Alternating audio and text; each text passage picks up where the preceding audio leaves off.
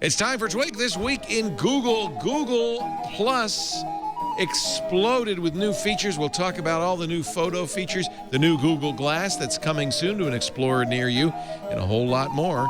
Jeff is not here, but Gina Trapani and Matthew Ingram will have all the Google news next. Netcasts you love. From people you trust. This is Twit. Bandwidth for This Week in Google is provided by Cachefly. CACHEFLY.com. This is Twig, This Week in Google, episode 222, recorded October 30th, 2013. An attractive virus. This Week in Google is brought to you by Personal Capital. With Personal Capital, you'll finally have all your financial life in one place and get a clear view of everything you own. Best of all, it's free. To sign up, go to personalcapital.com/twig. And by Shutterstock.com. With over 28 million high-quality stock photos, illustrations, vectors, and video clips, Shutterstock helps you take your creative projects to the next level. For 25% off your new account, go to Shutterstock.com and use the offer code TWIG1013. It's time for Twig This Week in Google. We are here to talk about Google, the cloud, the Googleverse, all things cloudy, with Gina Trapani of smarterware.org. And part of the new thinkup.com. How's the fundraising going? Fundraising's going really, really well. We're in the upper 900s now. We're trying to hit 1,000. So check out thinkup.com. That's awesome. But yeah, it's going great. Great to be here. Also here, now normally Jeff Jarvis would be here, but he is unfortunately stuck in Basel, Switzerland. So, and the internet quality was terrible. So, hey, we got somebody great though for you. Matthew Ingram from GigaOM is here. Hi, Matthew. Hey, how you doing? The boxing glove's still on the doorknob, just in case. Don't make me use them. Just in case. So, I don't really know what to make of this. I think it's kind of fascinating. Google's Motorola division, makers of the Moto X phone, pushed something onto my phone today. They started pushing it out yesterday, and I don't think it's on other Droids. I think it's only on the Moto X. And it's an animation they made with former Pixar animators that is designed to be played back on a smartphone. And it's very interesting. Now, this morning when I got up, there was a little red hat bouncing around all over the phone. I mean, it wasn't like it was everywhere. It was down in the buttons, and you couldn't miss it. I played the video, but I'll play it again. Did you know what it was, Leo, when you saw that? I had somebody had said on Google Plus a couple of days earlier, install this thing, and you'll see why. And then I'd start seeing some articles, but I wasn't really quite sure what I was going to get. But I know a friend saw it, and he tried to uninstall it or get rid of it several times, and it kept coming back. He didn't know what it was. Right. Yeah, I don't think they told anybody. It's kind of like a little serendipitous surprise. It's an animation made with John Pinkava called Windy Day, and I'll replay it. So you tap the hat, and then you get something kind of odd. See, there's that hat. That was what it was like. The little red hat floating around. Let me turn up the... on top of your home screen. Yeah. Okay. And then it's accelerometer enabled. So as I turn, this is going to be kind of hard to play back, but I can look up, I can look down, I can look left, I can look right. Is it 360? Yeah. And eventually you'll find, I don't think I'll be able to do it on camera. There's the hat. Some really great, I don't know if this is Django Reinhardt or just a Django Reinhardt clone, but some really great Django music comes up. And there's a little mouse. So does it play when you stop moving? If you don't find the mouse, it doesn't start. Okay. And so you find the mouse, and you'll see, I I have to follow the mouse to follow the action. This is a really interesting use of a smartphone for a animated short. And by the way, it's a Pixar quality animated short. It's a great animated short. Turn away and then come back? Yeah. And in fact, there are parts of this where you lose the mouse and you have to find him, and the action does not proceed until you do. Can you interact with it other than? No, I don't think so. I keep tapping it and stuff. The problem is there's no way I can show this on the show because you actually, I mean, can you show me? You literally start doing this to watch it. You're turning around. Oh, there. Oh, I just found. Oh, now, but see, I can't show you. It is a very personal experience. So what did you install the other day to get this? Well, I don't even know if I had to. I think it just arrived without... Matthew, did your friend... it just showed up. Yeah. It just showed up. So I knew that something was coming, so I installed an app called Motorola. Let me see if I can... Because it was the weirdest thing. It was the weirdest thing because when did you see the hat flying around? When I installed the app, it disappeared. It didn't show up in my apps listing, so I didn't know what... I couldn't launch it. I couldn't figure it out. It was like Motorola Animator, Motorola Play, or something like that. And then a widget showed up in my widget list that was this little hat. So I put the widget on the desktop. Turned out I didn't need to because and see, now it's installed again. It does it after you play it. It installs it again on the desktop, so that you can replay the movie. This is called Spotlight Stories. What happens when our engineers get together with Oscar-winning artists? You get a new kind of story in the making. We can't wait to show you. Love, Moto X. And presumably, there are going to be more of these. Steve Levy wrote about it in Wired. It's really interesting. So the fact that they would invest, I mean, they've clearly invested a lot in this. This is part of their marketing, right? I'm sure this is included in their $500 million marketing budget. Because they only can do it on a Moto X. So yeah, I was actually wishing that the Nexus would do it. I'd like to check it out. Super cool. It is cool, but okay, it is really cool, and I love Pixar shorts, right? But do I want something flying around on my home screen? No. And if you're a grump, the first thing you tap it, and you can disable it immediately and uninstall it, and it'll never bother you again. So you can say, "Don't show this to me." No, I don't want to see this. But if you, I wouldn't, because I think from now on, I'm going to get serendipitously new stories every once in a while. Yeah, and can you show me this later? I'm curious, but yes. I'm trying to go down. Yeah, I just did that. I just did that. Yeah. And now, and what it does is it puts then a widget on your table, and so on your desktop. So who doesn't love a red hat? Add shark cart, and then no more ever. Please don't play. You can uninstall it. I'm curious about, my mind, of course, goes directly to the sort of technical implementation of an app that can run itself and have permission to run over worse than your that, home screen install and apps. itself. Install itself and then launch and have permissions to run over your apps, right, over your home screen, fly all over your home screen. So it's a virus. It's a virus. Interesting to me.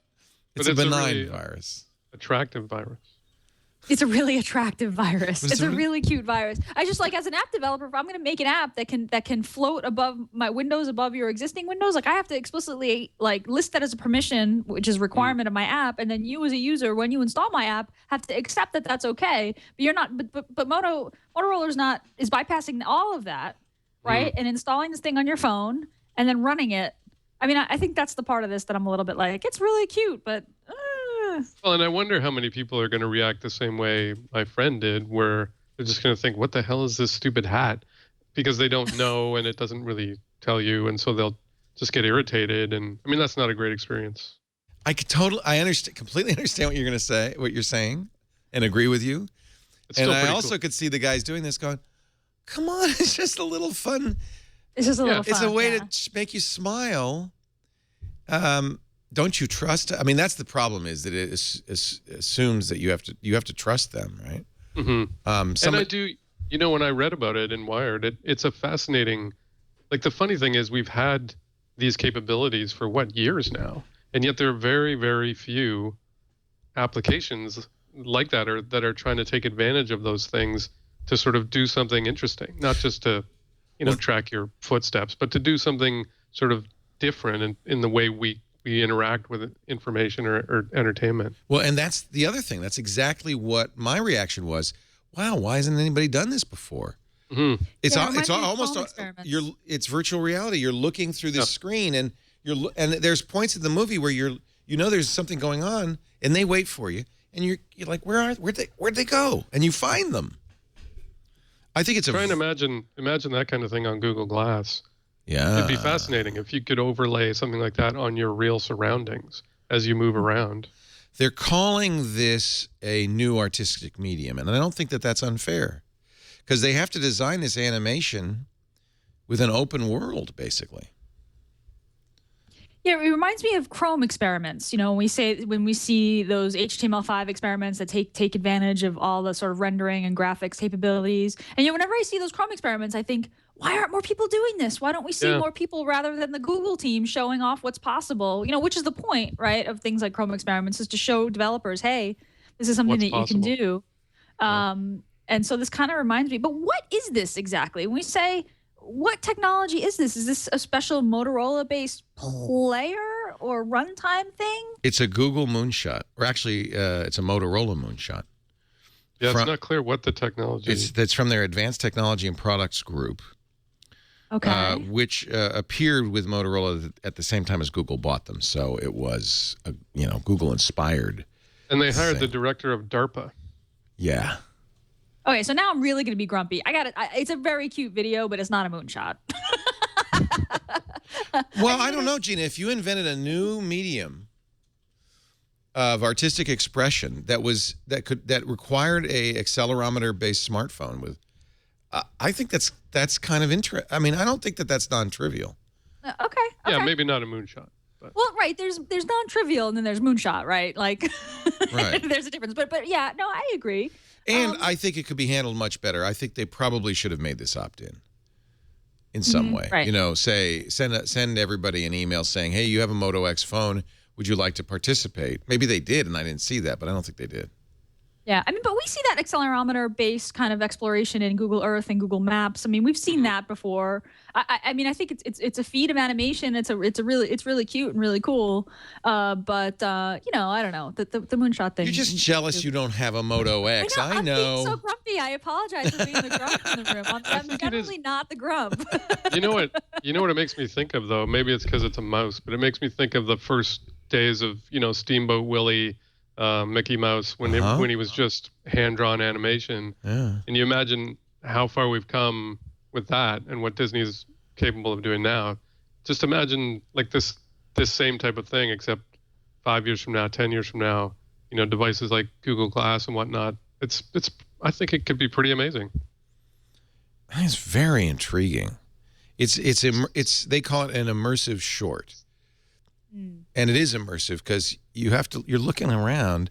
I'm surprised games haven't done something like this. Well, I was actually, what it reminded me of, or not the game, not this, but there were some guys at MIT that were trying to overlay, I think it was Quake or something like that, on your actual surroundings. Right. You would wear a visor. Augmented reality kind of thing. Yeah. I think there's a lot of that going on in the world. I thought this was great. And you know what's funny is you can't show it. I cannot show you. You can't show it on a web page. It requires. I don't have a Moto X. I haven't experienced it myself, so I mean, it looks really delightful. It looks like they really did pull off like a kind of fun, delightful, it's very whimsical Pixar experience. It's very Pixar. It sounds like they spent a ton of dough on it. They must have spent a lot of money on this. Because they got the guy who did Ratatouille or whatever. Yeah, the co-director of Ratatouille. Yeah. So when you get to the end, is there any sort of call to action or share this or anything like that? It's just a short, and then the only call to action. In fact, this is the call to action right here. Is what pops up after you've played it once. Miss anything? Replay. The hat suits you? Add shortcut. Oops, sorry. And please don't play this ever again. Uninstall. Those are the three. There's no share this.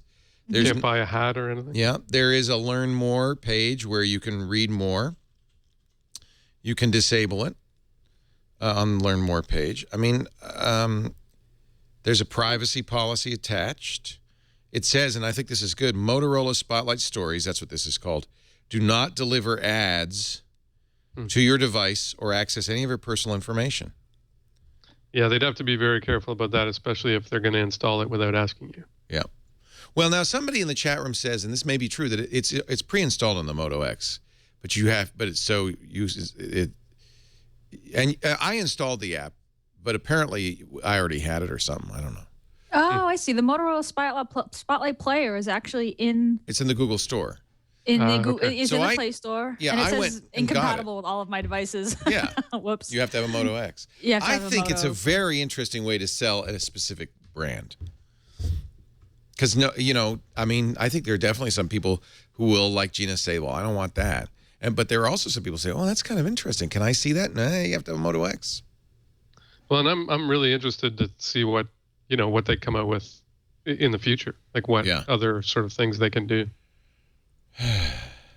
It's a mixed bag because I am completely understand what you're saying, Gina, and I agree with you. I think there probably could have been handled better. There should have been some explicit opt-in, but I think I understand what they wanted. They wanted to surprise. They wanted to, and this is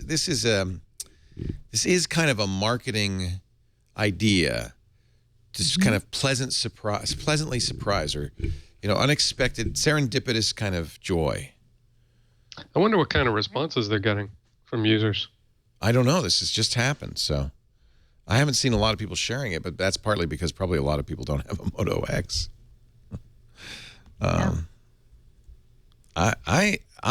I for one like it. I'm happy I have it, and I hope that they every month or so give us a new one. It's an attractive virus. Well, and it'd be interesting if they let you interact with it a bit more, maybe do like a choose your own adventure thing. And of course they could. In fact, it could be location aware. Have you tried Google's Ingress? Yeah, I played Ingress for a while. Chad has played it too. Did you stop playing, Chad? Chad invited me. It's a lot of work. Pandre. It is a lot of work, yeah. Pandre is way into it. He travels a lot. He travels a lot. He says he's lost weight because of it. The problem is that Chad and I are pretty much stuck in Petaluma. Yeah. And what Ingress is a game. You have to get an invitation. I think you still do to play it. There's a good Google group about it if you want to read what people are up to. You install it on an Android device. It uses location awareness. It uses augmented reality. You go to, I think it's always public places. Like in Petaluma, it's the post office. Right. It can, You have to collect these. And you have to take them over. You hack There's two these teams. nodes. There's Enlightened and Resistance. Right. You join a It's an team at arc, the very basically. beginning, and you're fighting for these places. So if you're Enlightened, you go, and Resistance controls it. You and others have to hack the place to take it back, and you can expand your territory by adding other places, and then the territory boundaries are defined by those places. I signed up, and I get the emails and stuff, and it says, here's your assignment, and you have to go and do this thing, and but I'm busy doing something else, and then. It's interesting. So Robert plays it a lot. Yeah. Yeah. I mean, I was very intrigued by it. It'd be great if you were on a bicycle and you lived in, say, San Francisco or New York City.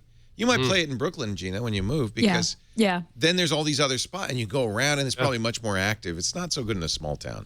I like the location aspect, though. Again, there's very few people sort of experimenting with that. It's an innovative game. Yeah, I mean, something simple that they could do with a short like that is, I don't know if you guys have noticed, but when you launch Google Now, the header image is contextual. So, like, I live near the beach, so like at sunset, I'll actually get a picture of sort of a pink sky and sunset. I'll see like the water. When I'm in New York, I see a cityscape. They clearly have morning, nighttime, and daytime images. They're just header images. They're just cartoons, and I feel like like right now you're just getting that's the standard daytime in California balloon. The Like ocean. I see that image a lot. Google Doodles have showed up there, so.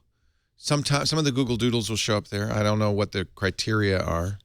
But they could definitely do something like a background that's dark or light or sunset or whatever in the background of the hat, the windy day video, which isn't as far as Ingress, which is based on your actual maps. I mean, actual like Google Earth or Google Maps integration would be awesome, but like it's all there, right? I mean, with Earth, all the pieces are there, Yeah, all the pieces are there. It's so cool.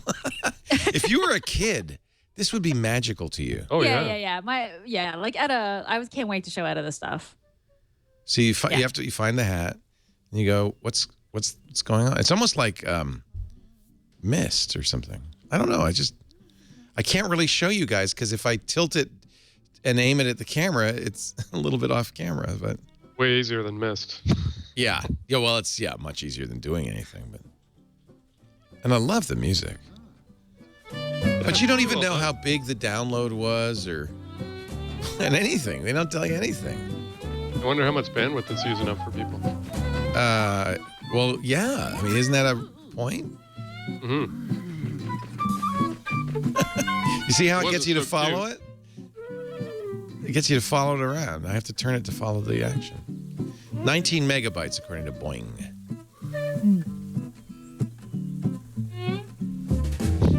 It's also funny. This mouse wants to wear this red hat, and he's having trouble. So you have to. You're gonna lose it because I have to turn it to find it. How can I? A real Bugs Bunny. Is there any way I can? You need 360 cameras there. I know. Yeah. How can I? I can't show you. And by the way, if I stay over here, nothing will happen. I have to go over because the bear shows up. There's the bear. You can kind of see him. That's right. And then there's a squirrel, I think. And Yeah, there's a bunch of different characters. He flies through the air at one point. That's a squirrel, not the bear. It's the squirrel, right? I just love it.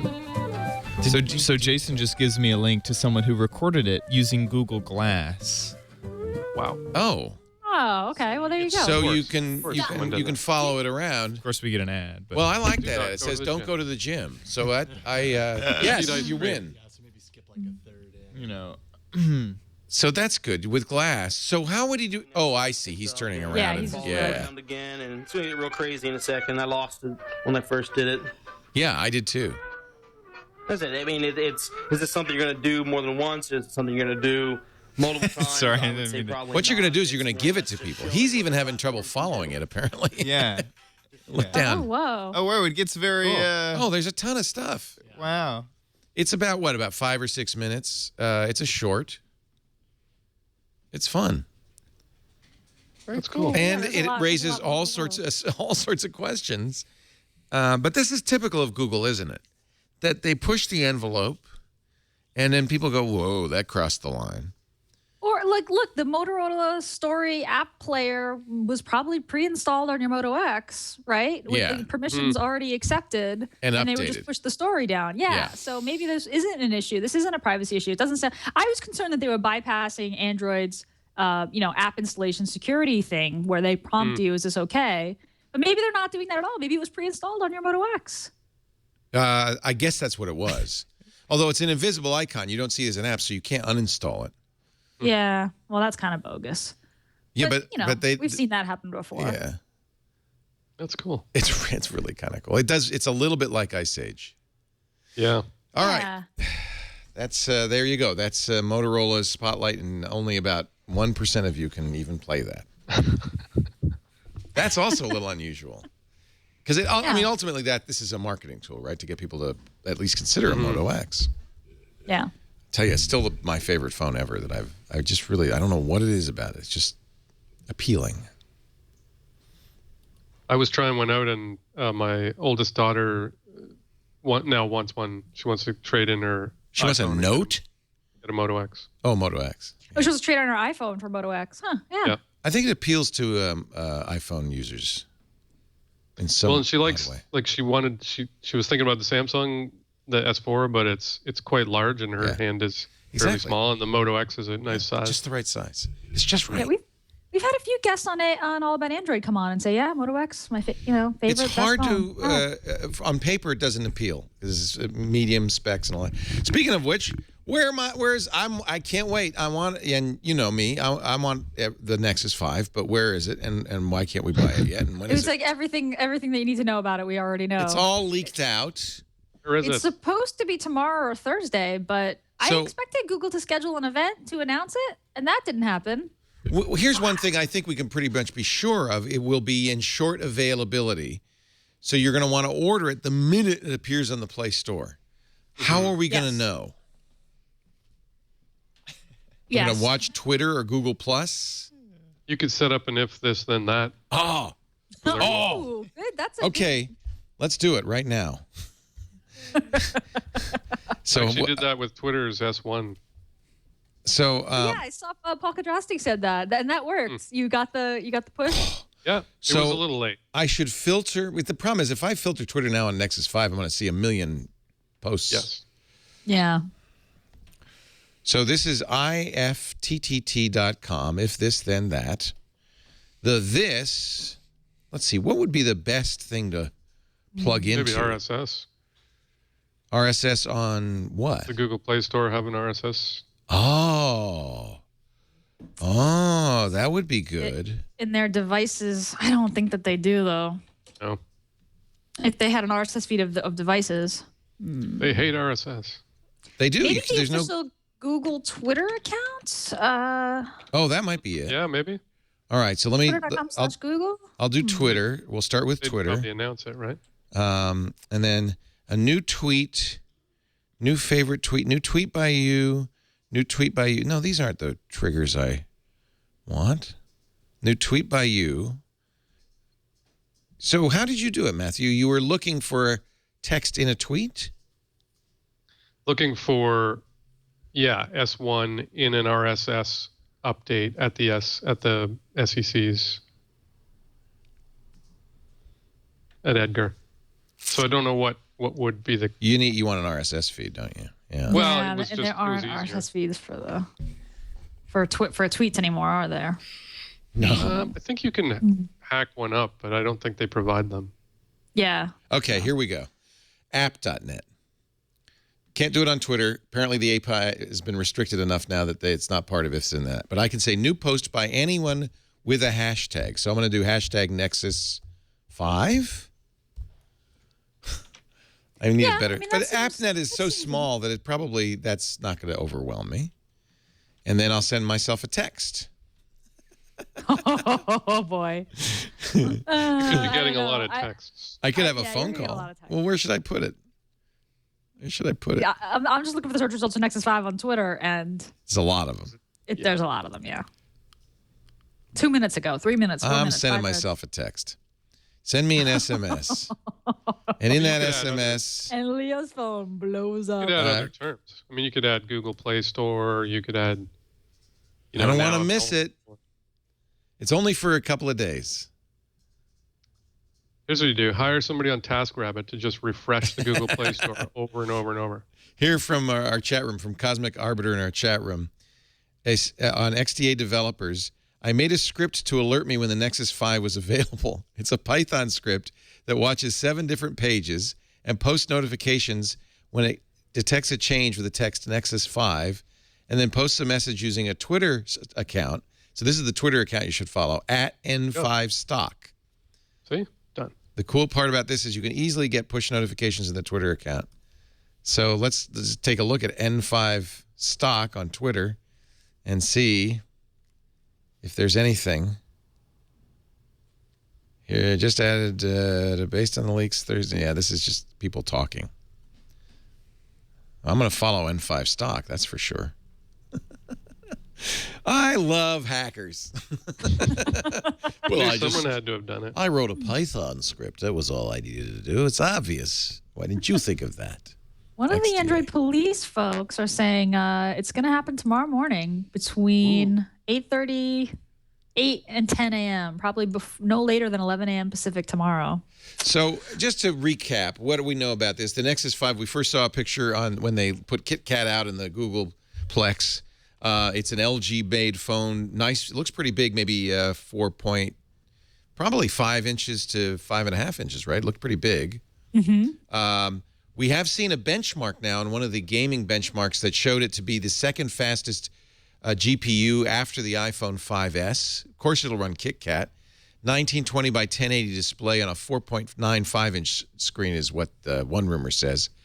8-megapixel camera, 1.3 megapixel front-facing. It'll be a Snapdragon 800, of course, quad-core. And black and white. Black and white, 16 and 32. But, and this is one of the most interesting rumors, for all of that, and that would be a top-of-the-line, spec-wise phone, except with the exception of the camera, maybe, $350. Mm-hmm.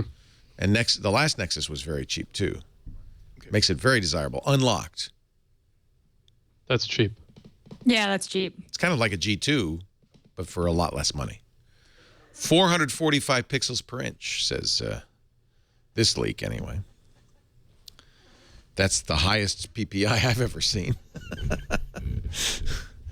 So that's why we're all saying, oh, when will it be out? Because we know that you'll be able to order it for 5 minutes before they're out of stock.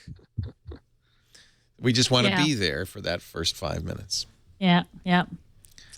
I think an IFTTT recipe is in order. So you got it set up? You got it set up with that? Yeah, I haven't gotten any texts yet, so. TaskRabbit. TaskRabbit's probably the best way to do it. People are, TaskRabbit's right. Mechanical Turk. Yeah. Do you think that's a legitimate price? $350 for unlocked? Yeah. Oh, do I think that price is real? It seems so low. It seems low. It does seem low. It seems wishful to me. Wishful thinking. But I hope I'm proved wrong. Yeah. What would be the most? I mean, if we're market price to be $650, right? Right. So it's going to be the next. I think it's fair to say the next 24 hours. But I'm going to be watching my phone like a hawk.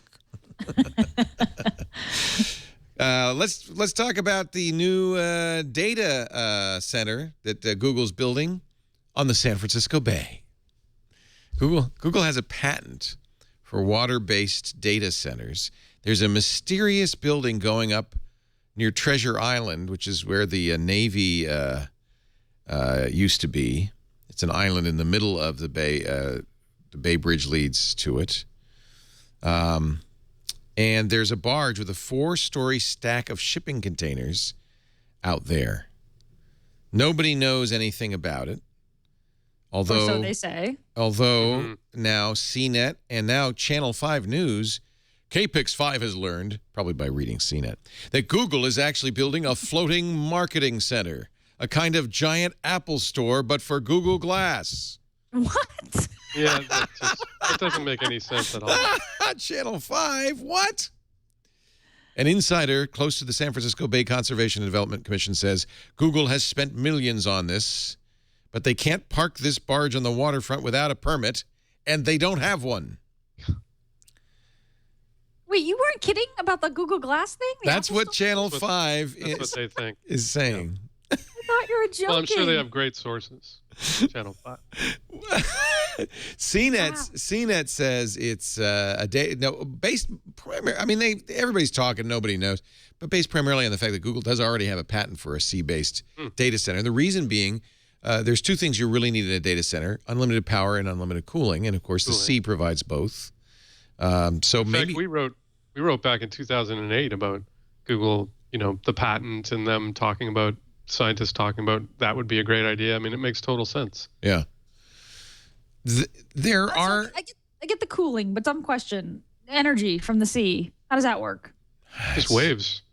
Okay. Is it? Okay. I don't know. It's magic. Okay. It might be temperature differential. The patent actually mentions a wave-powered electrical generator system using machines from a company called Palamas. Wow. So I guess these are just wind turbines, except they use waves. Okay. Isn't that wild? That's pretty ingenious. Do you remember when I think Wired wrote about it? Extension cord. Do you remember Sealand? Do you remember they were Sealand. I wanted to buy an old. I was really, until I found out the maintenance costs were sky high. I was really interested in buying an old disused oil well. Apparently, there's quite a few of them. A sea platform, and put Twit there. Great. International waters. International waters. Pirate podcasting. Issue your own currency. Yeah. Like Sealand. Sealand had its own currency. Exactly. Yeah. Passports, stamps. Yeah, Bitcoin. And that could be someone was gonna put servers in the big tubes that make up the legs. Right. And basically submerge them. So I think Sealand had the same problem, which was is it still around? Because it was very expensive, I think. Yeah, still around. So the Principality of Sealand. It's a bit of work. It's a fixer. It's in an oil rig in the middle of the North Sea. It's a nice view, though. They're cheap. Because what happens is you can only get, the well runs dry. And they built this platform out there. You can buy them cheap. Sealand was a defensive, no, I can't remember. Oh, it wasn't an oil rig? No, I don't think so. No, there were a whole bunch of them for the Second World War. Oh. Yeah. Interesting. It was known as HM Fort rogues. I am reading off of. It's a fort. Yes, Wikipedia. sea forts. Yeah, It's a fort, a sea fort. Huh. Hello? it's a little breezy there though. Yeah, well, the weather's terrible. It's hard to get people out there. I just like, and there's really there's no reason to do pirate radio. We're a podcast, but Sure would be fun. it sure would be fun. I might get a little cabin fever after a while. The other issue with this sea-based data center, according to the San Francisco Bay Conservation and Development Commission, is you're not allowed to build something on the bay that you could reasonably build on land. It would it needs to be a permit. It seems like this is they don't have approvals. But they're building it. They're building building something, it. and who gave them permits? That's the question. I mean, right? It's a Well, and you couldn't build something like this on land because you wouldn't have wave power, would you? right. So maybe that's the story. Hey, we can't. We needed waves. It does make sense though. I mean, Google's got to be using up almost every place in the world you can get sort of huge amounts of reliable power. Got to be getting close. Think about the challenge, right? And then we saw this announcement yesterday with Vic Kundotra, the new Google Plus stuff, and they're going to store your photos in full quality. They're going to run servers to grind on your videos and make edits. And I mean, this is crazy. They're building. They're creating demand for more data centers. I mean, Yeah, it's true. I mean, it's almost. It feels like it's almost profligate spending. Here's the Channel 5 reporter talking to somebody To the Treasure Island through the Development Authority, intercom. which gave us a no comment. As Local the news is so the funny. man at the Hangar 3 building next door to the barge. Basically, they have a lot of pictures of people saying no, not going. Closing doors. Closing doors. But there's something there. They're building something. So my other dumb question is, so I get the cooling and I get the electricity, but the connectivity also has to be amazing, right? So if it's out to sea, if it's out in the middle of the sea far away, I mean, right now it's in the bay, right? But if it's out there, No, I don't think you bring it out to sea. I think you have to dock it. you dock Yeah. it. You dock it in the bay. Yeah, I would think. Or maybe you use Google Loon. That's true, but Google Loon's the connectivity rates weren't great. And Not latency is for a that kind of- problem, and yeah. So you You could could stretch tap an into one Ethernet of those- cord out there to the Yeah. bay, and you're good. You're good to go. You could tap into one of those undersea cables, right? The NSA does that. Oh, maybe that's it. Maybe you just drop it to a cable. Oh, of course, that's it. You have an undersea cable. That's Boom. yeah. course. Wow. Of course you do. And there's lots of room in the ocean. That's it. Of course. And just send some divers down to the bottom there, and No, just, as you're going, you know. as you're sailing out, you just have a big spool and you go. Oh, I see. You're dropping. You're the cable. you're laying cable as you Laying go out. Cable as you go. Right. Yep. That's a hell of an anchor. I love a company that will put animations on my phone and data centers in the middle of the ocean. I love that kind of And do company. the good work of laying undersea cable for us in the process. Apparently, Brendan in our chat room says they're building another one in Portland, Maine. Something similar. That's right. This is scary. This is really Skynet. Scared. Kind of awesome. Yeah. See, I'm way cooler with this than the flying hat. Really? On my home See, screen. I have a mix. I have a mixture of fear of both. You know, they could submerge those and then use some of the excess heat to heat up like a hotel and sell rooms in some underwater server farm hotel. Stay in the underwater Google hotel. Presumably somebody's working on that already. This is what happens when a company is too damn successful. Gosh darn it. All right, we're going to take a break. When we come back to changelog, yes, there have been a lot of changes to Google+, really cool changes.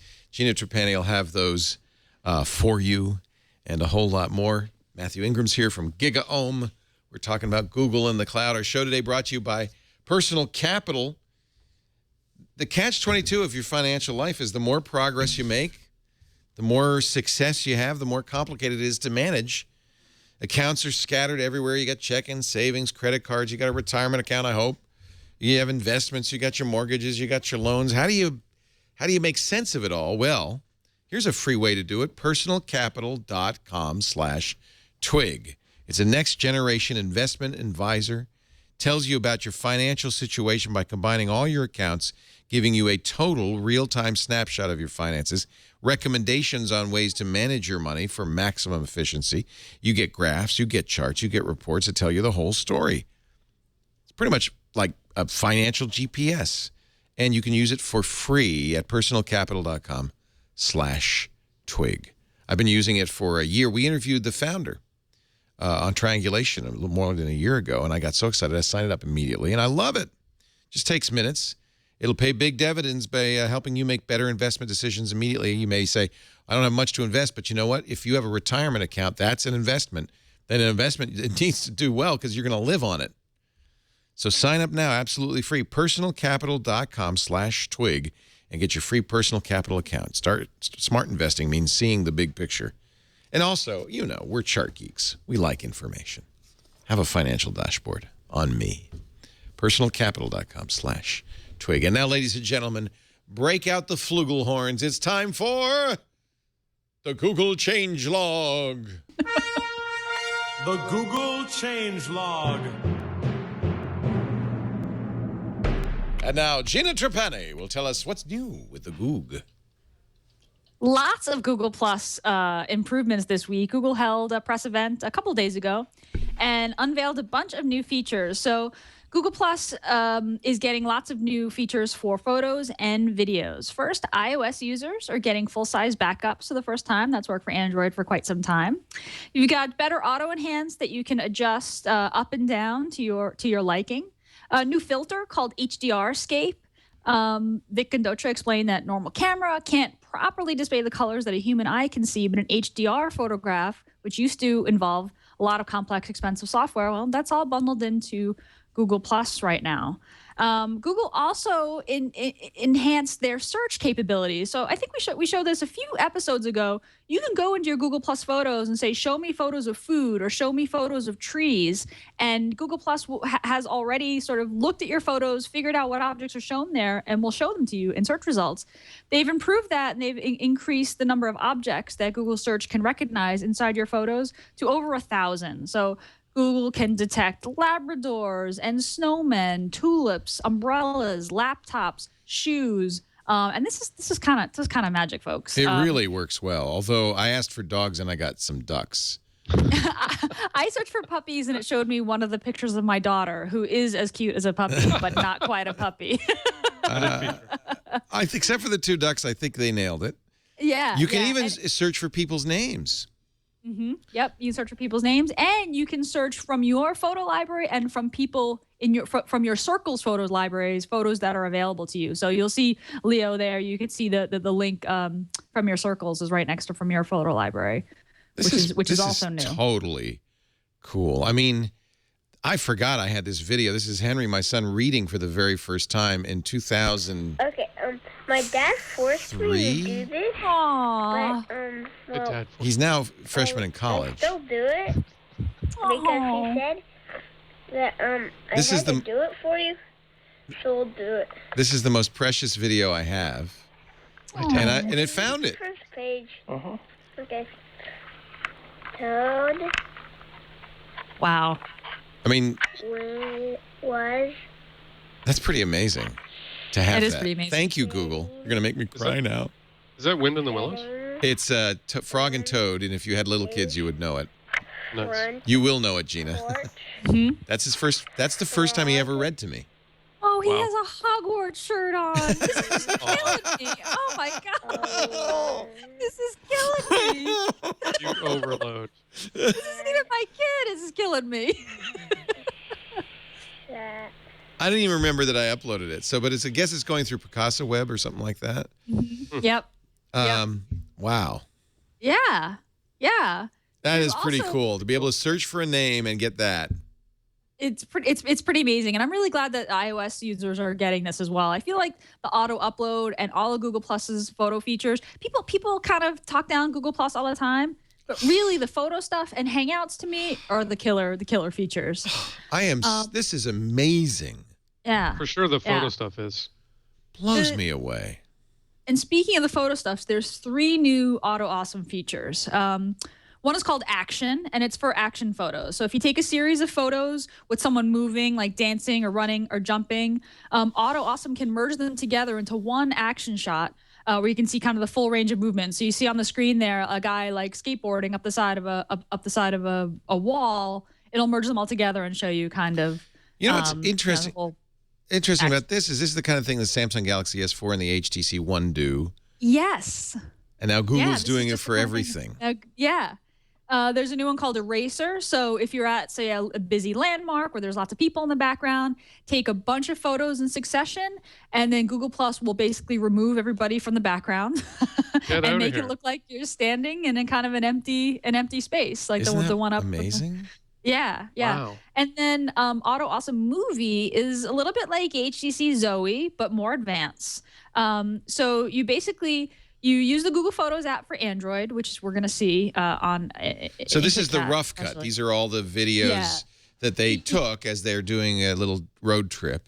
Right. This is a bunch of videos. You take a bunch of pictures and videos, and then you choose the ones that you want to include in your Auto Awesome Movie. Oh, so it doesn't do this automatically.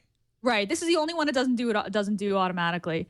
But you choose the ones you wanna show, and then Google stitches them together, adds some music, and you've got just a really cool, stitched together movie with both stills and video. So you'll see in this example. This is straight out of the HTC One highlights, but better. Yep. Mm-hmm. Yep. So good. And it adds the music? It adds music. And it has the music. Yeah. Wow. And you can choose. I think that you can change the theme, the style, the background music. You can remove and shorten or reorder scenes as well. So there are some editing capabilities. So you'll see there's an example of a few stills getting added. So we're really kind of getting the HTC Zoe, features, but even better. And you get to choose so that something awkward doesn't show up in your video. Right, exactly. And so you choose the initial photos and videos that it includes, and then you can even reorder scenes or edit scenes, which to really, really neat. I can't wait to get this. I'm gonna take so much more video just for this because I don't have to edit video. But if it's gonna do this for me, then I'll take video for sure. I have to say the Auto Awesome, I was sort of skeptical about it because I just wasn't sure that I wanted animated GIFs in your timeline. Yeah, to do things like that. But I took a whole bunch of photos at the lake of geese or something or ducks or whatever, and then all of a sudden there was this Auto Awesome sequence, and it's awesome. I really liked it. It's awesome. Let's admit I it. didn't have to choose it or get them to do it, or it just happened. Yeah, and it does a great job at highlights. Like I take a bunch of, I always take 5 or 6 pictures of my kid, and only one of them isn't blurry or she's actually looking at and it does a great job at picking out the one good photo that you got. It does a great job at making collages. It's pretty amazing, I have to say. This is when you think about it, whether it's photos or video, like a lot of it is just the time. You go on a trip, you take like 350, 600 photos. You don't have time to go through them all and, like you said, find the one that's good or put together a movie. Or the more of that they can take the pain out of that for you, the easier, more people are going to do it. I assume. Well, and also it's such a natural, because now it's in Google Plus, so it's so easy. The easiest way to share it is, I'll just share it on Google Plus. So it's very good for Google Plus. It sells Android for sure, although you can do it on iOS too. Anything that'll upload. I have to say their photo editing tools are pretty good too in Google Plus. They bought, can't remember what it was now. They bought Snapseed, and that's another thing that's been improved. Yeah. And the new Snapseed, a lot of us got new Google apps today, by the way. And one of the new Google apps was this new Snapseed with HDR that they had talked about. Right, the HDRscape is one of the Snapseed. Really good. Yeah. It's like, I don't need Lightroom anymore good. It's kind of, wow. Although I'm not a fan of HDR, but you really can easily HDR. It's overdone. Yeah, it's overdone. So here's an Auto Awesome, because so the key with Auto Awesome is you've got to take a number of pictures in rapid sequence. So I got Lisa going off on her jet ski. Now that's not something you're going to put in your photo album, but you might very well share it on Google Plus, right? And it looks good. And then I have, if I go up here, I used, it's not, I guess it's on my phone, but it's not yet been uploaded. So I played with the Snapseed on this image, turning on the HDR, and actually really, really improved the image. It's kind of... That kind of auto-fix thing, again, like saving people time, like so you don't have to open another app and then fiddle with it and then save it and then export it. And I mean, all of that, just sort of making it sharper or fixing up the white balance. I mean, that stuff makes a huge difference. It's great. A lot of those Snapseed capabilities are actually already in Google Plus in the browser, by the way. You know, the drama shot is so cool. There's so much good stuff in here. You know. Oh, neat. Yeah. I mean, very cool. And then you control the strength too. This is just on the web, and the saturation. I mean, it's just you can really change something. So yeah, wow, bravo. Yeah, good stuff with photos and videos. Hangouts also is getting an update, which hasn't gotten pushed down yet, but it's on its way. Google is adding location sharing to Hangouts. So if someone hangs out to you or chats you and says, hey, where are you? You can just tap on a button and you can send someone a Google map of your current location so they can find you, which is kind of neat. Something a lot of group chats have had for a while, but I think still useful. Have you gotten the SMS capability yet? No, not yet. This hasn't rolled out yet. So SMS integration and support. And I'm honestly not sure how this is going to work. I don't know if you have to register your native phone number. I use Google Voice, so I'm not even sure how the Google Voice integration is going to work. This hasn't been pushed out yet. The registration has, though. So if you use Hangouts, you can add phone numbers, and I've added all my regular phone numbers to it. Okay. So yes, I use Google Voice, so it has the Google Voice number. But if you go into settings on Hangouts right now, you can see confirmed phone numbers, and I'm not going to show these, but I have quite a few of them. And it will offer then to confirm if you tap it, it'll say, oh, let's confirm this phone number, and you'll add it. And then it says, so it sends an SMS to that phone, and then it adds it. So the question is going to be, can I remove the messaging app from my dock and just put Hangouts there? I think I can. Right? Or I will be. Not yet, but I will be. Yep. Yeah. Oh, yeah, you're right. I do have my phone number added here. Yeah, they're all in there, and you can add, So it's intercepting your SMS, or it's just detecting that your messaging app has received an SMS and just displaying it within Hangouts. That happens now with voice. So if you use Google Voice as I do, it will show up in both messaging and voice. Right, and voice. Yep. So I would presume now all three will show up. It'll show up in Hangouts, messaging, and voice, and I can use any one of them as my default messaging app. Right. That makes sense. And animated GIF support, which I know we were all waiting for inside of Hangouts, of course. And then the final update is Google Plus is expanding its custom URL availability to everyone. So custom URL is you get plus.google.com/ and then plus whatever your name is or whatever you choose. So I've had plus Gina Trapani for a while. Me and too. Google's rolling this out to everyone. Yeah. All profiles that have a picture, at least 10 followers or encirclers, I guess, and have been around for at least 30 days will soon be able to create a custom URL. If your profile meets the criteria, you'll see an option on your page to start the process of claiming that URL, or you might get an email the way that Chad did. Chad, you got this email, didn't you? I did, and if I go check out my thing, you can see at the top of my profile, it says I can choose to change it to plus Chad Johnson OMG Chad. I didn't really want this. That's what they suggest. But now if I get rid of just the Chad Johnson to only choose OMG Chad, it won't let me. It says that it's not allowed, which is not a real name. Kind of a bummer. Yeah. I like the cat. Thanks. Oh, and that's why it's suggested, just because that's how I have it set Chad up. Johnson in parenthesis OMG Chad. And so I can't choose Chad Johnson or just OMG Chad at the moment. You can't choose Chad Johnson either. No, because Chad Johnson is a football player, which I bet.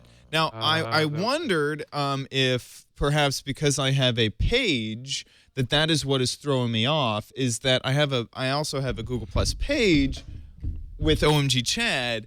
And maybe because there's a page that exists, I can't have it.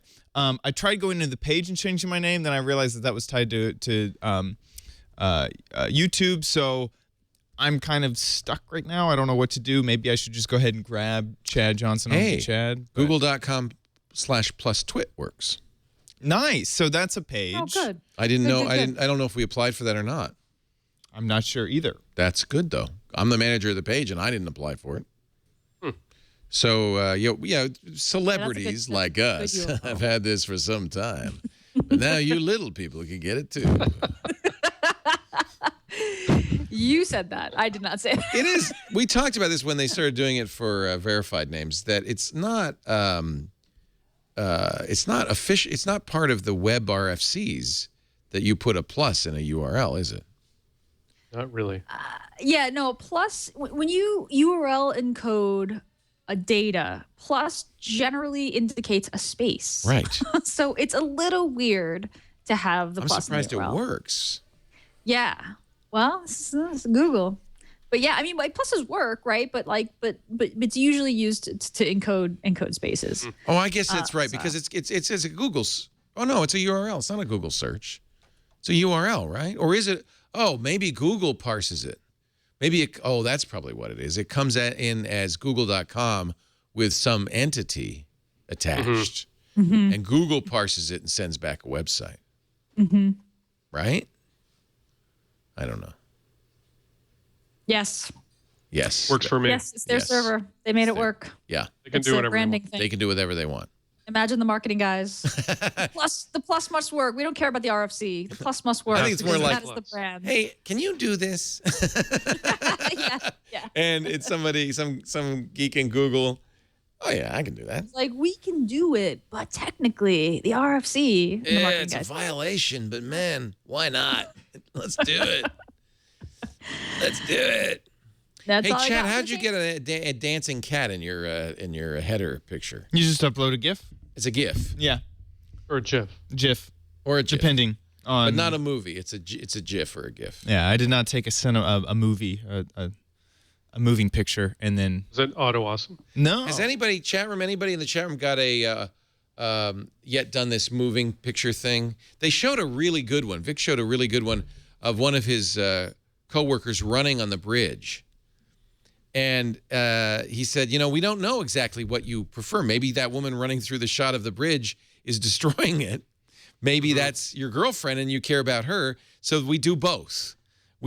We make a awesome, what do they call this new running shot where it shows her going boom, boom, boom? Cinemagram or something like that, or Well, it was Cinemagram that stared doing this on iOS. That's an app, that's what I'm thinking of. but I don't know what the name of it is. Auto awesome action. I think there's It's an auto awesome action. So it goes boom, boom, boom, boom, boom. And then they also take her out of it completely and say, oh, by the way, here's the bridge, if that's what you were looking at. Okay, here's one from Turnip Head. He says, here's a great one. I'd like to see it. This is a feature that Samsung has in its Galaxy. They call it Golf Shot, but I've never been able to get it to work on the Galaxy very well. Oh, no, this is an auto awesome, but I do like this. But I wanted the one where it was somebody running or jumping. Drops. Yeah, that's pretty neat. Isn't that nice? The raindrops. That's a whole category of animated GIFs or GIFs or whatever you want to call it. That's a cinemagram. Yeah, like graph. that. So you just get a that's a static cinegraph. shot, but there's one thing moving. Right. Like That's what we call a cinegraph. But I was thinking of the ones like with a golf swing where you get the golf club in all of its positions. The other thing they showed is if you overlap. Let's say it's a basketball shot and you're moving too fast so you overlap. They ghost the overlapped images and save the last one. I mean, it's exactly what you would want. Yeah. I got to say, the one where you can erase people, that's the one I'm probably the most interested in, just because you do take photos lots of times of, places and there's a giant crowd and you can't see the thing you're trying to take a picture of. Yeah. Or you get photobombed. Erase. Yeah. Yeah. I really have to, play with these. I keep meaning to go out and take. But I think the best thing is when it just happens by serendipitously, and you go back to your Google Plus photo stream and you go, oh, yeah. Look what happened. It is really delightful. Like I at first I was a little annoyed because I was getting an email from Google like, you've got 24 new photos ready for sharing. I'd be like, yeah. But then you click through them and you see the highlights and you're like, oh yeah, this is great. Like it's definitely a delightful experience because they're showing you the best photos. They've made you collages. They've done, the auto awesome stuff. And you're like, whoa, these look even better than when I took them. Yeah, I think it really does market the service really well because you're not expecting it. And then it's like someone took your photos and went away with them and fiddled with them and then shows you what they did. And it's pretty cool. Look what I did for you. Yeah. I'm your creepy stalker. I erased all those nasty people from your phone. I'm your creepy girlfriend. Look, I have created the best version of your life for you. I arranged your closet. Just I you edited out all the crappy photos from your life. Right. You have 5 photos. Here's the highlight reel from your day yesterday. But Gina, you nailed it. You want to take more photos and videos now with your phone all of a sudden. It's like, yeah, and I'm so much more willing to just snap, and I know that, I'm not going to have to sort through them myself to find the best one. And Google, I'm going to have an email from Google saying, hey, look, and there's going to be a great shot of my kid, which is really nice. That's all I got for the changelog. Here's one from Paul Moody. This is kind of a neat one, of a cliff diver. So, oh, yeah. I can see the ghost. Yeah. Oh, nice. Yeah. Yeah, that's pretty cool. So how do you do that? You do a rapid shot? I guess so. You go...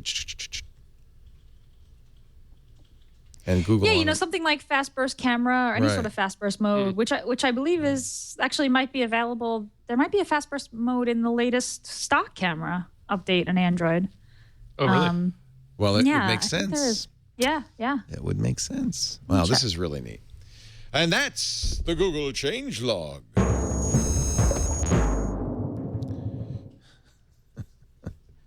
I can't wait till my photo stream's filled with all of these. It's going to be interesting. Let's see. Let's take a break and then come back. We'll talk more about the Google and some other things that Vic mentioned. Some really interesting things that might be used for those of you who are Google Plus fanatics to respond to those Twitter naysayers. Our show today brought to you by our friends at Shutterstock. If you're looking for stock images, a great place to go. How long before somebody like Shutterstock does a deal with Google and you could mark, or maybe Flickr, you could mark pictures, say, this should go to Shutterstock. They have a lot of pictures. They added 200,000 new images this week, 30 million images at Shutterstock.com. Since there's always new images, there's always good reason to go back and look around and maybe pick an image for your blog or your presentation, for your advertisement, your publication. It's royalty-free. That's nice. The search engine's super cool. I can search for cliff diver, but I can also search for cliff diver illustration, cliff diver vector. I could search for happy cliff diver and sad cliff diver, blue cliff diver and green cliff diver. They've got a great little color spectrum tool that lets you actually pick palettes. Great for designers. The light boxes are really neat, too. Now, you have to make a free account with Shutterstock.com for the light boxes. But once you do, you can take any image and put it in the light box. You don't need to give them a credit card to do that, by the way, or you just set up a free account. They also, don't forget to click the footage tab because they've got great video footage, really high-quality video footage, 1.3 million of them.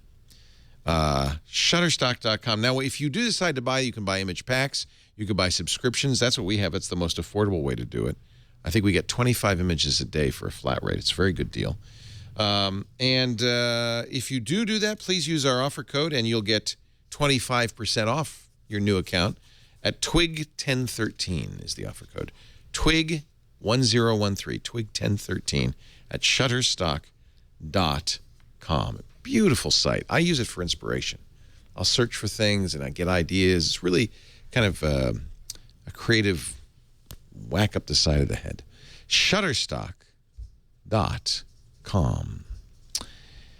So during the talk a couple of days ago, was it yesterday? It was yesterday. Vic mentioned that Google Plus has 300 million active users every month. Take that, Twitter. Take that, Leo. How are they counting active users? Yeah, that's the immediate reaction. Is that can't be right? What does active mean? Yeah, what is plus? Like, what do users mean? Because this is the thing about Google Plus. Everybody says I don't use Google Plus. Actually, no, you do. Because if you use Hangouts, if you sign into Google, if you use Profiles, if you use YouTube, if you use Docs, Google Plus is just baked into everything in some little way. Right? It doesn't necessarily mean that you're posting on plus.google.com. Okay, be like that. You're counting just, you're saying, okay, I'm going to count plus one button clicks and all of that. Then you have 540 million active users. So active users, Google says anybody who interacts with Google Plus in some way on any Google property. That could be leaving a comment on a blog or website with Google Plus comments enabled, as our site does. Commenting on YouTube, that counts. Okay. Clicking the plus one button. That gets you 540 million. The 300 million is active in-stream viewers, people who actually go to the Google Plus content stream. 300 million. 300 million a month. Who are these people? Like, who are these people? Because, I mean, you know. Well, me and you and Chad and I'm sure Matt. Well, it's once every 4 weeks, right? You have to go once. Right. Because none of my friends and family who don't work in tech do this. I know. Yeah, me neither. I know. I mean, I'm not trying to talk bad about Google Plus. I hate when people assume that Google Plus is a total failure because I don't think that it is. But none of my friends and family are actually writing anything on Google Plus either. Most of them just have a profile set up, and they might. Because you kind of have to. Because you kind of have to, right, to use Google, to be signed into Google. At this point, Google prompts you so often to create a profile, and that's profiles is Google Plus now. I mean, everything's so integrated.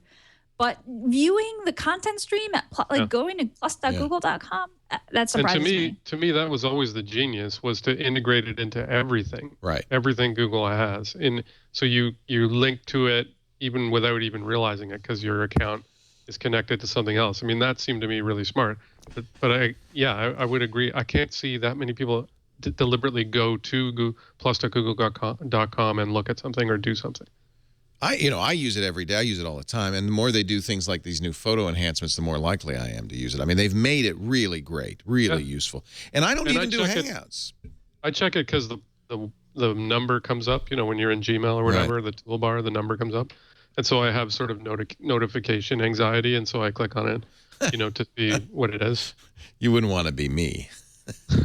That number's on it's always. So somebody in the chat room, this is an interesting, completely anecdotal data point, says my 14-year-old and all his friends use Google Plus instead of Facebook now. What? That surprises me. But I think kids don't like Facebook. Facebook has become their parents' place. Twitter even more so. Actually, I would disagree with that. No? My daughter and lots of her friends, it's Tumblr and Twitter. Right. And sometimes Instagram. Tumblr, I'll grant you. Instagram, Sure. Instagram, Vine, and Tumblr, very big with the young folk. But Twitter, though, is interesting because artsy creative types, yeah. Twitter and Tumblr are both for live blogging shows that they like or live tweeting. So you're watching. That's interesting. So they like they're teenagers, right? Yeah. They like Twitter, huh? Yeah. And interestingly enough, both of my daughters, youngest one's almost 16, and the middle one is 20. They both love, Doctor Who and Supernatural and shows like that. They live tweet them, they live blog them, but they've both created fake Twitter accounts pretending to be characters in those shows. Right. Interesting. Oh, yeah. So for fan fiction type thing, first of all, you raised your daughters right, Matthew. That's yes, he did. Did he not? Yes. He did. He did. But yeah, for fan fiction, I mean, it is really cool to see, characters in TV shows. I totally follow like the Mad Men characters on Twitter, and even some of the newsroom tweets I follow, because you actually get some sort of news items from. But that's interesting. So did you see, what do you think about Arrington's opinion piece on Uncrunched about how Google should buy Twitter before the IPO? I almost wrote something about it because it makes a huge amount of sense. It certainly makes a lot of sense for Google. I'm not sure it makes as much sense for Twitter, especially since they're just about to go public. Like, if Google was going to buy them, it would have made a lot more sense to try and do it 6 months ago, to say, let's kind of, forget about the IPO and we'll offer you way more than you're going to get. But now it's so close. It's hard to imagine that Twitter would actually say, okay. It'd have to be a huge number. I'm sure that Google has made offer. I mean, I'm sure that Twitter has had to turn down offers, right? But his point is that the IPO is coming up, and so they could just buy them right out. The thing about this piece that I didn't like is that, Arrington was like, Google Plus is supposedly the number 2 social network after Facebook, but I don't buy it. No one I know uses Google Plus much. And I don't see people giving out the Google Plus names on cable news networks and other TV shows. That's true, but that's not the only measure of the success of a social network. Since we were just talking about, the Google Plus's usage numbers are a lot higher than we thought, and because it's integrated across all Google products, there is high usage there. And actually, you could argue that Twitter and Google Plus might make a good combination in a way. I mean, Twitter is used by still a relatively small number of people, and a relatively sort of, people who are looking for a specific thing. Maybe it's a news service, maybe it's just sort of short sharing or whatever. Whereas Google Plus, particularly with the photo stuff and all that, it's much more of a community. So you could see those two things fitting well together, even complementary. I still don't see it happening, though, to be honest. Yeah, I think it makes perfect sense. Mike points out, and I think he's right here, that the search signals you get from Twitter alone are worth billions. Twitter's valued at $11 billion. Would agree, yeah. I would agree. So you'd have to offer more than $11 billion for the board to even consider it, since they're about to go public at a $17 to $20, which would give them. It'd have to be 15 to 20. You'd have, yeah. Mike says that. It'd have to be significantly more. It's going to be a big chunk. Google can't afford that. But he's right about the search. It's worth something. It's worth a lot. I'm trying to remember who wrote it. Kevin Marks pointed to a blog post that was talking about Twitter's short URL shortener, the t.co. Right. So every link that goes through Twitter gets shortened by t.co or wrapped by t.co. And they forbid Google from crawling any of those links, following them.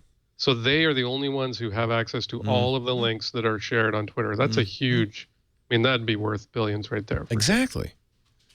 And I think, frankly, Twitter's more valuable to Google than it is by itself. I'm sure of it.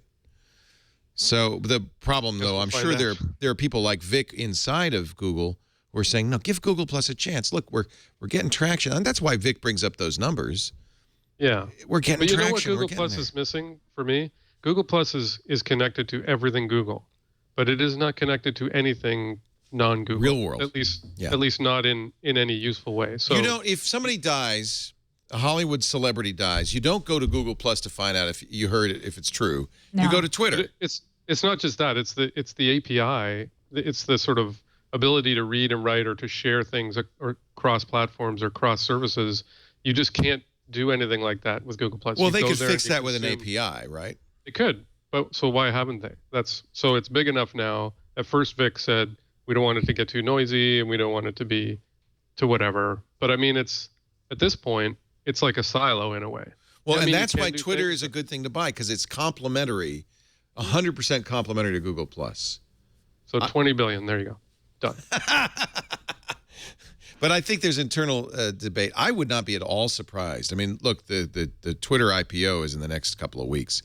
I would not be at all surprised to have a big announcement in the next couple of days. Yeah, and if they make an offer that's significantly over what the valuation is, the board probably can't even say no. It's like, well, you're going to the stock market. Well, the board can't say no, but there have been these cases before, and for sure, venture investors are going to want. They'll be pissed. Yeah. And if they're not getting a multiple that they see as enough, then the board is just not going to say yes. Right. Yeah, so it has to be enough. Yeah. It's not going to be cheap. That's what Mike says. Might as well round up to like 30, Yeah. Throw an extra 10 billion in there. You keep adding more. Well, Dick's going to want a couple billion. Yeah. Figure. Yeah. This makes a lot of sense. And Google has shown, as it showed this with YouTube, it's shown that it can buy a company like this and preserve its corporate culture, keep it somewhat separate, autonomous. They know how to do that. And actually, YouTube is a good example because YouTube was, it was still relatively new and kind of untested when they bought it. It was obvious that it was something. It was obvious, but it has grown substantially, and they have managed to preserve it in or to keep it from getting sort of screwed up like lots of companies do. The YouTube Google video comparison Arrington makes is decent, but the difference with Google Plus is that Google Plus is really core to all Google products at this point. Yeah, right? It's not Google Video. It's much more important. They're not going to get rid of it. It's much more important than Google Video, right? Like, and they're not going to buy Twitter and then what? I mean, they're not going to replace Google Plus with it. Google Plus is the core of like user identity on Google. I just don't know where Twitter would fit. Didn't they buy what was that short messaging service? It's very similar to Twitter. Not Pounce, not Jaiku. Thank you, Jaiku, right? So they'd be buying the data. But what would they? I don't know. They don't touch it. They keep running it. They let touch it. They let in like fact, Motorola. I would like And all they want Dick is continue to run it. links. All they want is to crawl. Just open up t.co alone. Yeah. Right. But I think that the real fear is we don't want to kill Google Plus, and we think there's a lot of power and value in Google Plus. And if we bought Twitter, that might be harmful to Google Plus. I don't think it is, but it might be harmful to Google Plus. I think they're two different audiences, and I use both. And without they're very different things. Yeah, they're different. And I suppose But I wonder Instagram whether- and Facebook have been working sort of together but separately. Right. Right. Vic I said wonder whether after the IPO, and Twitter's public and whatnot, I wonder whether they wouldn't be open to some kind of licensing deal with Google, like the one they used to have, and then they cut them off from getting that data from Twitter. I wonder if they'd be open to some kind of deal where Google would just pay them for that data.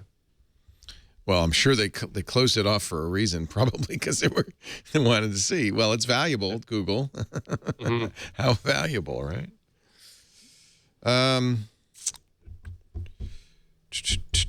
Let's see. I'm just looking through what else is going on. Google Glass 2. This is interesting. You probably got this, Gina.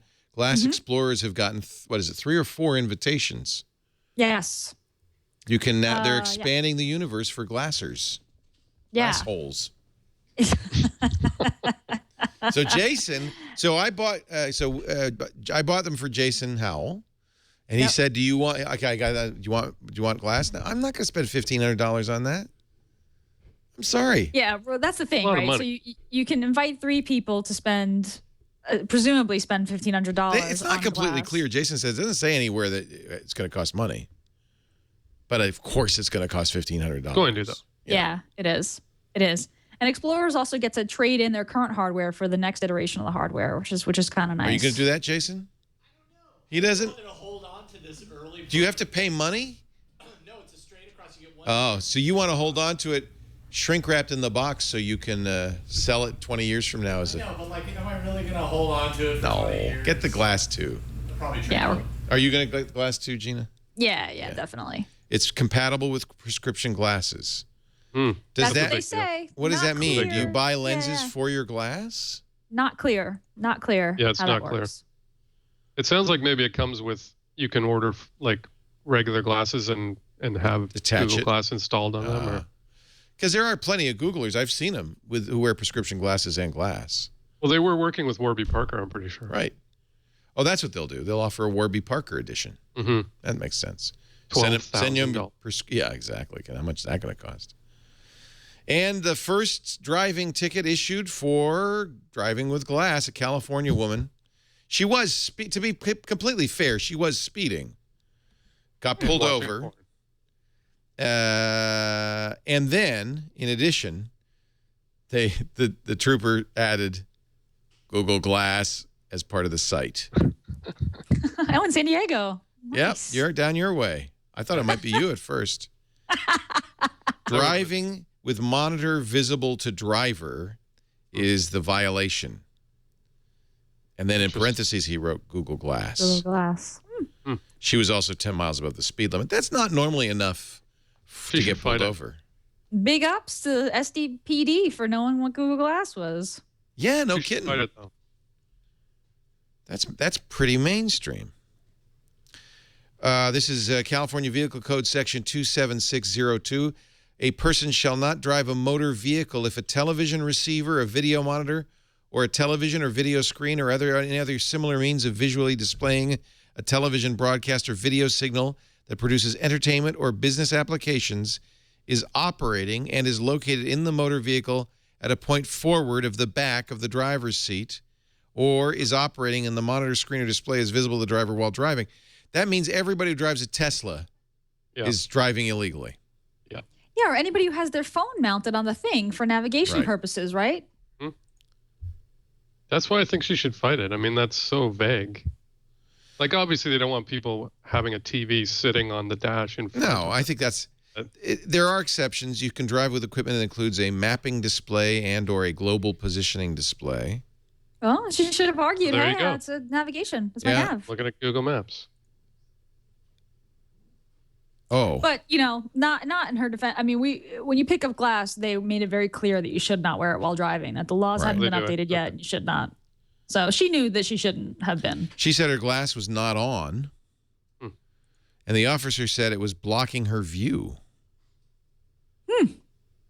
Well, really? Doesn't block your view, does it? It's No. above your eye line. Yeah. So no, You have to and look it's clear. up. When it's off, it's clear. Yeah, it's so you clear. see right through it. Right. Yeah. I say fight it, California woman from San Diego. Fight it. Fight the good fight. Stand up for glass holes everywhere. Yes. We talked about the Post-it note that the Guardian displayed today of how the National Security Agency can watch what's going on at Google. Did you see it? It's kind of... No. What? Wait a minute. I got to find this. You mean the drawing? It's a drawing. It's on a yellow... Hilarious. It looks like... Has a happy face. It has a happy face on it. I got to show That's you the best this. part. It's hysterical. We're spying on you, happy face. Yeah. Gosh, I can't pull it up fast enough. Pull it up. There you go. Chad's better than me. So this is this is another one. They're slowly leaking them out. Yet another slide from the NSA presentation, except this one looks like it was drawn on a Post-it note. So they have a cloud on the left that is the public internet, the cloud on the right that is the internal Google cloud. In between them, a GFE, a Google front-end server. That would be hardware interfacing the public internet to the private.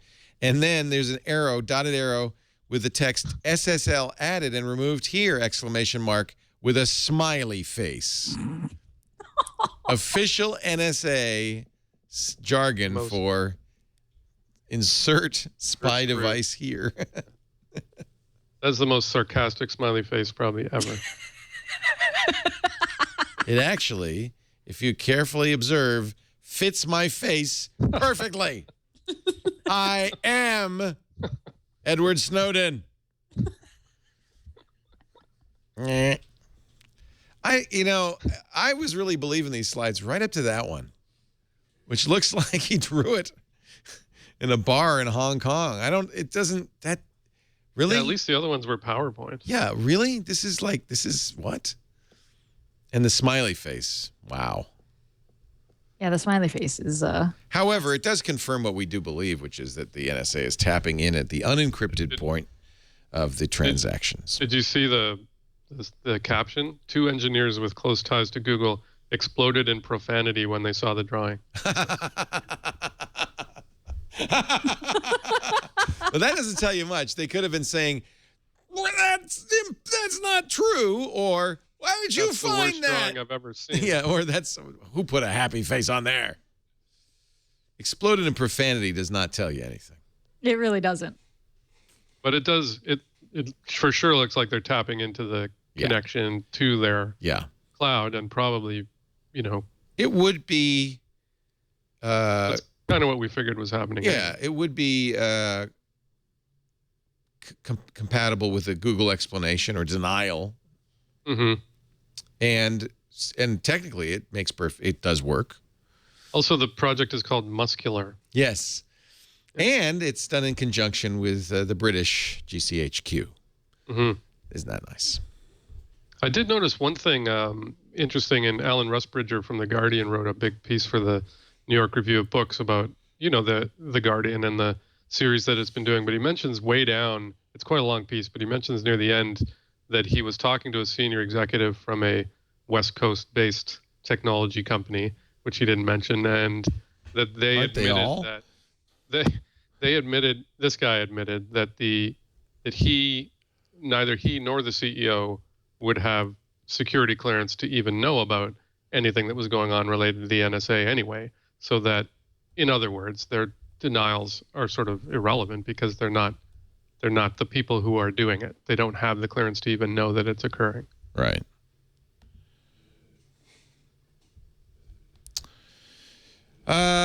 I think this would be a good time for us to do a tool, a tip, and a number of the week. Coming up in just a bit, Tom Standage, he wrote the book, The Victorian Internet, which is a great book. His newest is about social networks, 2,000 years of the history of social networks.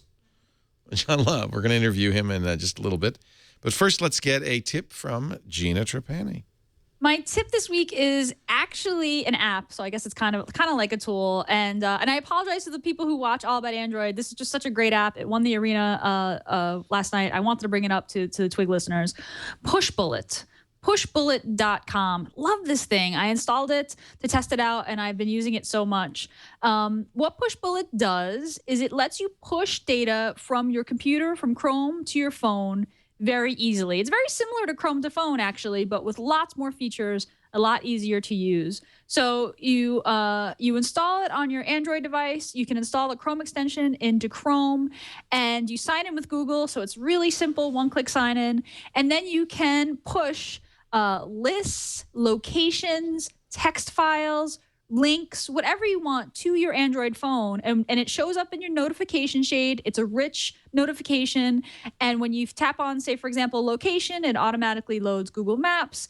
If you tap on a list, you can check off items on the list. And you can also push between your Chrome browsers. If you want to push from one Chrome browser to another, it works to your tablet, to your phone. You can push to your friends' devices if they give you access. And it's just a really, really handy way. So, like, if you're sitting at your desk, and I do this all the time, I look up an address to a restaurant that I'm going to or a place I need to go, and I want an easy way to just send that to my phone on the way, I just click a button, and it goes. Really, really beautifully designed, Android-only app, uses the rich notifications, Android 4.0 and above, and just super, super useful. I love this app. I've been using it so much, I wanted to share it. Pushbullet. Yeah, because I've always used Chrome to phone. That's neat. It's Chrome to phone, but even better. Yeah. Yeah. That looks cool. Yeah, it's pretty cool. Pretty cool app. Now, normally Jeff Jarvis would do a number of the week. We don't have Jeff's number of the week, but Matthew, if you have a tip or an idea or an app you like that you'd like to share with us, that's good too. Anything? Yeah, I don't know how new this one is, but it's one that I've been using a lot because for backing up photos, it used to be called Open Photo, and now it's called Trovebox. It's got iOS apps, it's got Android apps, it's got a website, and the thing that appealed to me about it was that when it was called Open Photo, it's very open. So you can host your photos with them, or you can host them on S3, and it's just very seamless. It's got a really nice UI. So I, back up my photos to like 10 different places. So Google Plus, I've got auto upload turned on. Dropbox, I've got auto upload turned on, just so that I never sort of lose them. But Trovebox has got quite a nice setup, and I know that it's all backed up to my S3 installation with Amazon. Yeah, so it's really well done. I like it. Well, I already showed you my pick of the week, my little floating hat, which I really like. Windy day. I like windy day, and I look forward to more, and I'm very excited about it. I just feel like it's too bad that it's only Moto X, but because this is really, and I think in some ways, a new medium, and I think there's a lot you could do that'd be very interesting. So if you do happen to have a Moto X, and you don't see the little hat floating around on your screen, go get the Motorola Spotlight app. It's on the Play Store. Download it, and it won't be long before you have a windy day too. Ladies and gentlemen, we thank you so much for joining us. This Week in Google shows up on the Twit Network every Wednesday, 1 p.m. Pacific, 4 p.m. Eastern Time. The new time, because we're setting our clocks back on Sunday, the new time will be 2100 UTC on twit.tv. Please tune in live and watch. We appreciate it. Love the chat room. Very helpful. If, however, you can't get here in person, we always make on-demand audio and video available afterwards at twit.tv/TWIG or wherever you can subscribe to podcasts. That way you'd get it each and every week. I can't remember. Are we moving this show in 2014 or not? I don't think so. We are not. We're not. Yeah, so not that I'm aware of. I should let you know we are moving some shows so that I can have 2 days off, Thursday and Friday. So some shows get moved, but Twig is not moving. It'll still be Wednesday at 1 p.m. Pacific, 4 p.m. Eastern. Gina is going to be missing in action, though, for the month of December. She's moving. I am moving cross-country and couch surfing. Back to Brooklyn. Holidaying and we'll be carless and daycareless and sort of living a crazy life there in December. So and freezing because Brooklyn will be freezing. It's cold. Gotta warn you, it's cold. Could be worse. Could be Canada. But yes, that's true too. That's true. But I'll be back in January. Good, and we will have fill-ins throughout the month. Matthew among them, I hope.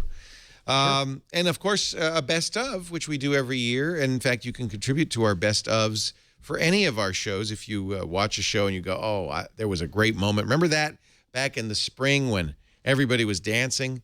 You can go to twit.tv/bestof and let us know. There's fields on the form that you may not know, time code, air date, that kind of thing. That's fine. Give us whatever information you can, and we'll try to find it. And then we'll have a best of for Christmas week, because I think our show's on Christmas Day, actually. New Year's Day, we're doing a special 24-hour New Year's party. Maybe you could stop by for that, Gina. Yeah, I would like that. You could be our New York correspondent. Yeah. Yeah. That'd be fun. Yeah. For any time, really. 4 a.m. Pacific time, New Year's Eve, to 4 a.m. Pacific time, New Year's Day. I will be on the air wearing a tuxedo, counting down and drinking champagne at least once an hour, if not more. Well, seeing what the ice cream did to you, I can't wait to know. hour 6 of the champagne. That's going to be quite a show. Sure. I'll sing You'll Never Walk Alone at the end and loosen my tie and walk off. Have the lawyers standing by. Yeah. Yeah, have the lawyers standing by. No, I was thinking of getting a nurse to take my blood pressure every hour. Do a blood breathalyzer. No, that's what we'll do. We'll have a CHP, a California Highway Patrol officer, and a nurse standing by at all times. Thank you, everybody. Yeah, we're going to do it 24 hours. Thank you, everybody, for joining us. We'll see you next time on This Week in Google.